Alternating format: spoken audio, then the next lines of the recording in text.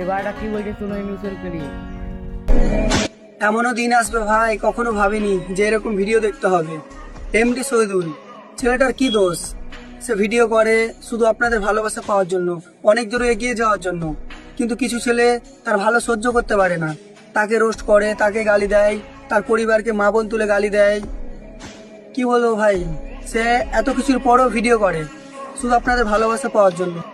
এত কিছুর পরেও সে হাল ছাড়েনি, চেষ্টা চালিয়ে গিয়েছে, তাই সে আজ এত দূরে এসেছে।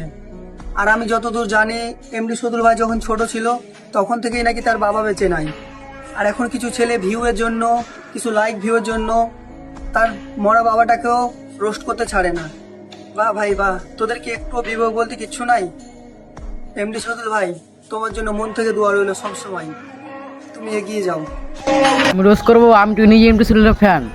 মিথ্যার জালে তুই বেঁধেছিলি রোজ, তাই একা ফেলে চলে গেলি নীলি না রে।